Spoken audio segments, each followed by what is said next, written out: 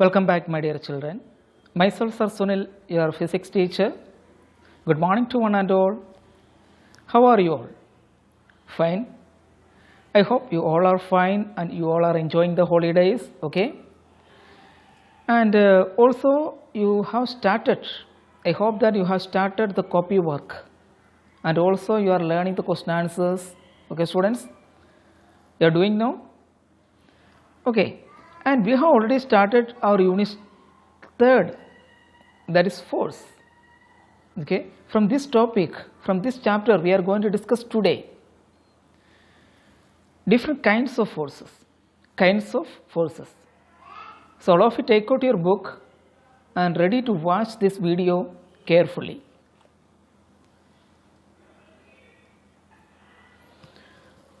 Okay, students, here is our topic, kinds of forces. There are different types of forces according to some conditions. Depending upon the application of forces, here we are going to divide the force in two types according to the application of forces. Depending upon the application of forces, they are classified into, force is classified into two categories: contact forces and non-contact forces. According to the application of forces, we are going to divide the forces into two types: contact forces and non-contact forces. First of all, we are going to discuss about contact forces. Contact forces. The force which acts on a body is, clear, the force which acts on bodies by making an actual contact. By making an actual contact is called contact force. The force which acts on bodies by making an actual contact is called contact force. Understood now? So examples are given here. You can understand very easily by observing this example. First one, the muscular force applied as push and pull. One good example of a contact force, that is the muscular force applied as push and pull. Here you see, first one person is pushing the chair. In second diagram we can see another person is pulling the chair. Here in the first diagram, one person is pushing the chair, and second diagram we can see that person is pull the chair. These two forces are called muscular force. So muscular force is a contact force. Muscular force is a good example of contact force. Now, the force of friction or frictional force exerted by a surface on a body in contact with it in a direction opposite to the direction in which the body is moved on the surface. The force of friction. Another example is the force of friction. That frictional force exerted by a surface on a body in contact with it in a direction opposite to the direction in which the body is moved on the surface. Clear? Here you see force of friction as a contact force. Clear? One block, it can be a brick or a wooden piece and all. Clear? Due to friction, clear? Due to friction, here the force applied due to friction, clear? Then here we are going to push the body. What will happen? It will move to this direction, okay, by applying the force, by the contact, it will starts to move. Another one example, the force of tension in a string when a load is suspended from it. Clear? When the force of tension in a string when a load is suspended from it. Here, so the force of friction, force of tension as a contact force. Another one, the force of reaction normal to the surface when a body is placed on a surface. The force of reaction normal to the surface when a body is placed on a surface. Now second one, the non-contact force. The forces which act on bodies with no contact. Above the examples we have discussed, by the contact the force is applied. Clear? By the contact the force is applied there, then the body will move, starts to move.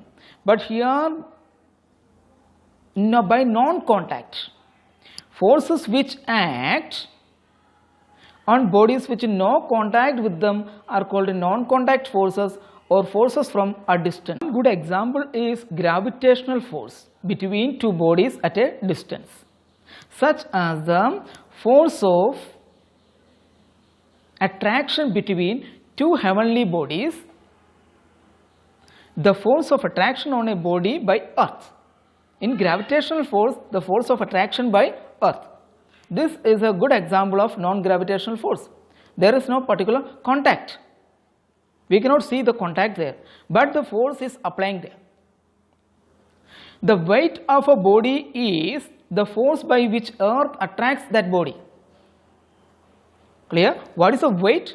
The weight of a body is the force by which earth attracts that body.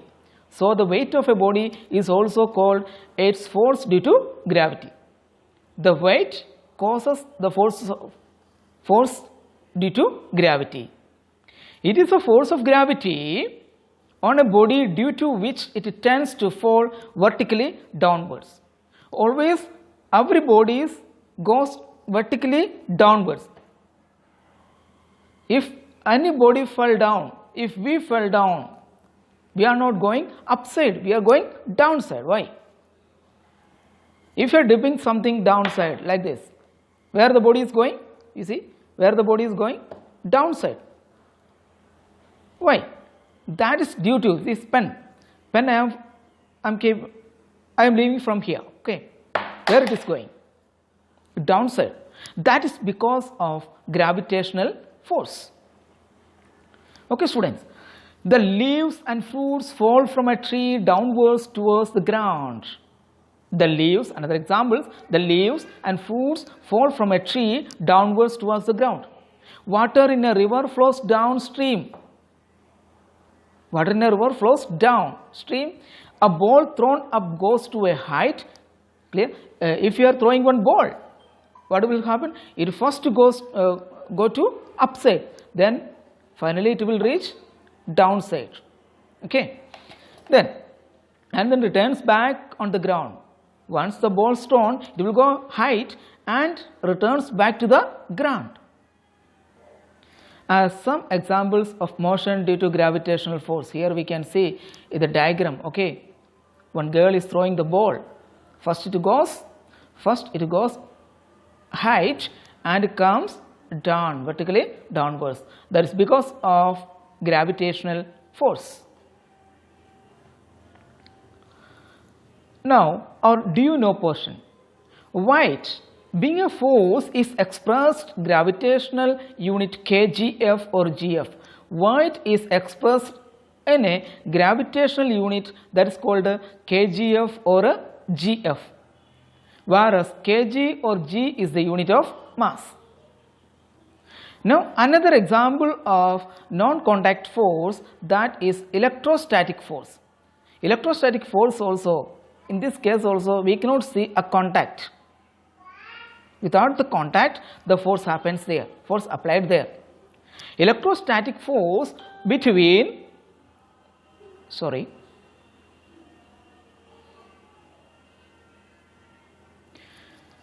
two charged bodies at a distance either repel or attract each other. Unlike charges attract while like charges repel in electrostatic force. Unlike charges attract and like charges repel. Okay, positive to positive charges repel and negative to negative charges repel, and positive to negative that attracts, opposite charges attract or unlike charges attract. In plastic comb rubbed on a dry hair, have you done this activity any time? Just comb the hair with a plastic comb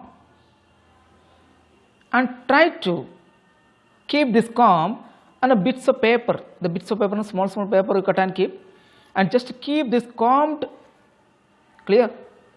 Then hair, already you are combed the hair, then that comb please you keep near to the paper bits. What will happen to it? Paper bits will be attracted by the comb. That is because of the electrostatic force. Okay, that is because of the electrostatic force. We can see. Have you done this activity any time? Maybe most of the students have done. Okay, and it is because of the electrostatic force of attraction between unlike charges. Now another non-contact force, that is magnetic force. So we have discussed gravitational force. Second example, electrostatic force. Now another example, third example for the non-contact force, that is magnetic force. Magnetic force between the poles of two magnets at a distance. Have you seen the magnets? Have you seen? Okay, of course, maybe you have seen. In speaker systems and many electrical appliances we can see the magnets. Clear? What is the character of magnet? What is the property of magnet? It attracts iron objects. It attracts iron objects. Magnetic force between the poles of two magnets at a distance. Like poles repel each other while the unlike poles attract each other. We can see that here in the diagram. See, here we are keeping two magnets together. Okay. See, north pole and north pole comes in contact. What will happen? It will repel. It will repel. Okay, students. And second case. In second case, you see, north and south comes together. What will happen? Here it will attract. Okay, attract. Okay, students. And also we can see that the force.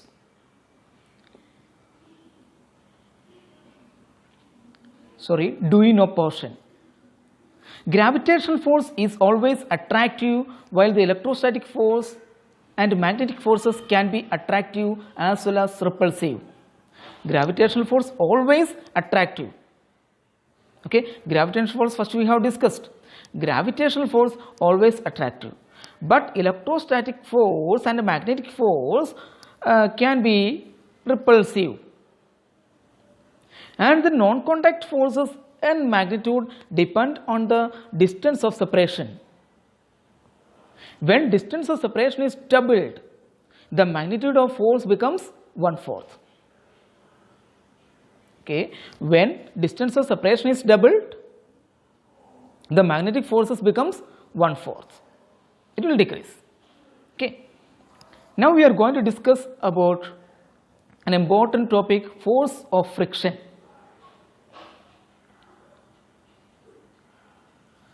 It is our common experience that if we stop pedaling our bicycle, do you know how to ride bicycle, everyone? Do you have the bicycles? Okay, so you know that pedaling or pedaling the bicycle. Pedaling means pedals are there for the bicycle. Okay, that it is our common example that if we stop pedaling our bicycle, what will happen?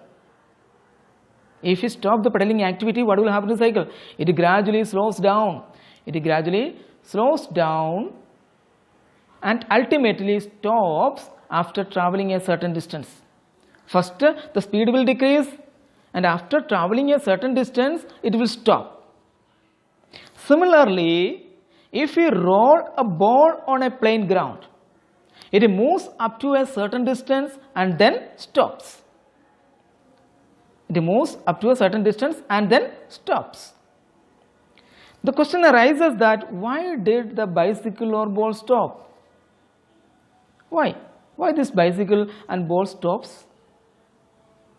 The reason is that since a force can stop a moving body, so we can say that there must be a force acting on the bicycle or the ball which has stopped them. To stop the movement, there can be another type of force applied there. The force which slows down the motion of a moving body in contact with the surface of another body is called frictional force. That particular force, clear, which acts to the bicycle or ball to stop it, is called frictional force or force of friction. Okay, students? The force which slows down the motion of a moving body in contact with the surface of another body, that particular force is called, that type of force is called force of friction or frictional force. This force always opposes the motion. Frictional force always opposes the motion. It does not allow to move the body. It opposes the motion. Figure 3.20 shows that while pushing a heavy box, the force of friction opposes the motion and makes it difficult for us to push it. See, one box we want to move from one place to another. That box contains lot of things, lot of equipments, lot of apparatus. Okay, lot of objects are there in the box. Then we have to move that box from one place to another. But by our own force, it is very difficult to move from one place to another. Why? Because we are doing the force to that in particular direction. From opposite direction, one more force will apply to stop it. That force is called frictional force. Frictional force makes us very difficult to do this task for the movement of the box. Thus, we can define the friction as follows.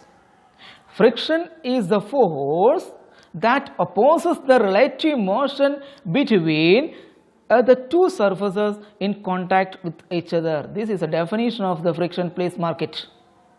Friction is the force that opposes the relative motion between the two surfaces in contact with each other.